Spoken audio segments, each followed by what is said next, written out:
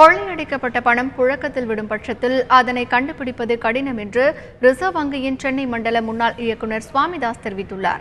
முறையாக காப்பீடு செய்திருக்கும் பட்சத்தில் வங்கிகளுக்கு பாதிப்பில்லை என்றும் அவர் தெரிவித்துள்ளார்.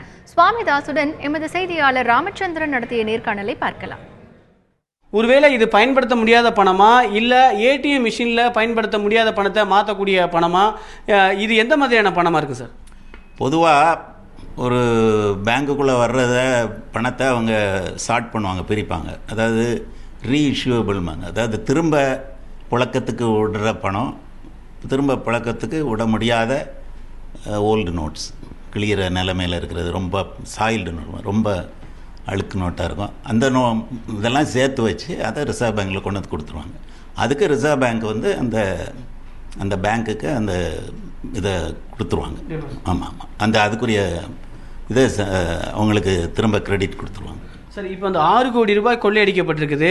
இது வந்து புதிய நோட்டுனா அதோட சீரியல் என்ன பார்த்து வந்து ஈஸியாக ஐடென்டிஃபை பண்ணிடலாம், அதை வந்து ட்ரேஸ் அவுட் பண்ணலாம். இப்போ பழைய நோட்டுனா இதை வந்து கண்டுபிடிக்க முடியுமா? எப்படி அதை கண்டுபிடிக்கிறதுக்கான வழிமுறைகள் ஏதாவது இருக்குதா?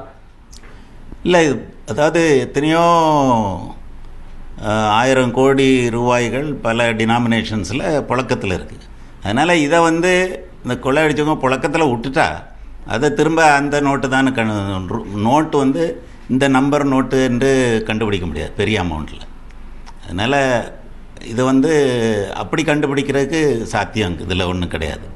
சரி, இப்போ இது போன்ற பணம் வந்து மொத்தமாக கொண்டு போகும்போது வங்கி சார்பில் வந்து காப்பீடு செய்யப்படுமா? இந்த பணங்கள்லாம் வந்து கொள்ளையடிக்க போகும்போது அவங்க இந்த வங்கிகளுக்கு காப்பீடு கிடைக்கப்படுமா? ஆமாம், திட்டமாக காப்பீடு செய்யப்பட்டிருக்கும். அதுக்குரிய சட்டத்திட்டங்களை காப்பீட்டு நிறுவனங்கள் அதை டீல் பண்ணி கொடுப்பாங்க. வங்கிகளுக்கு பாதிப்பு இருக்காது. ஆமாம், அதை வந்து சரியாக செய்திருக்காங்களான்னுலாம் பார்ப்பாங்க இல்லையா. உங்களுக்கு மற்ற இன்சூரன்ஸ்